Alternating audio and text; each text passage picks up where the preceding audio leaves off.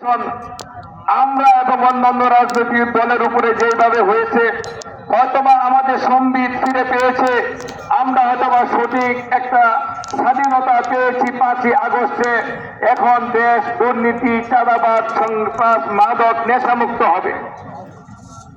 কিন্তু আমরা লক্ষ্য করলাম গতকালকে শেরপুরের শ্রীবর্দী উপজেলার সেক্রেটারিকে নব্য ফ্যাসিবাদীরা নির্মমভাবে কুপিয়ে হত্যা করেছে।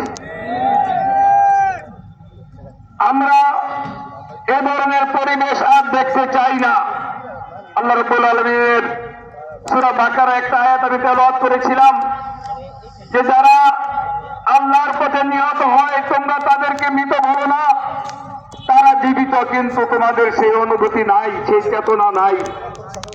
আমাদের শহীদ রেজাউল করিম, আমরা আগামী 12 তারিখ যে বিপ্লবের আকাঙ্ক্ষা পোষণ করি, আমরা যে চাঁদাবাজ মুক্ত, সন্ত্রাস মুক্ত, নেশা মুক্ত, চুরি ডাকাতি মুক্ত, গরু চুরি মুক্ত একটি নতুন বাংলাদেশ চাই, সেই নতুন বাংলাদেশের এই সংগ্রামের প্রথম শহীদ রেজাউল করিম ভাই।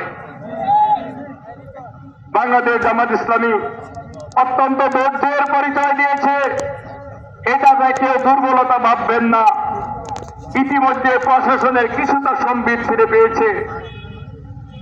আমরা তাদেরকে হুঁশিয়ার উচ্চারণ করে দিতে চাই যে এই ধরনের পদক্ষেপ যদি আপনারা সামনেও নিতে চান, ইতিমধ্যে আপনাদের এই ইউনিয়ন সহ অনেক জায়গায় হুমকি ধমকি দিচ্ছে, পরে দেখে নিবে, এই করবে সেই করবে।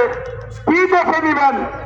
প্রশাসনের সর্বোচ্চ পর্যায়ে army, police, BDR, RAB, OC, DC, SP যা আছে সবকিছু একটি দলের নিয়ন্ত্রণে থাকার পরে রান্না করা খাবার খেয়ে যাওয়ার সময় তো পায় নাই।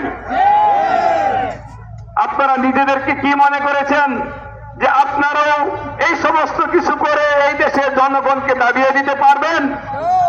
বাংলাদেশের জনগণ বিগত 17 বছরে যা না দেখেছে, এই বিগত 17 মাসে এর চেয়ে বেশি ফ্যাসিবাদের উত্থান দেখেছে। আমরা আগামী 12 তারিখ এই নব্য ফ্যাসিবাদীদের প্রবল রচনা করব ইনশাআল্লাহ। সম্মানিত উপস্থিতি, আমাদের এই যে বাংলাদেশ জামাত ইসলামী সহ ইসলামী দলগুলির বর্তমানের যে অবস্থা, সেই অবস্থার পিছনে আমাদের শহীদদের রক্ত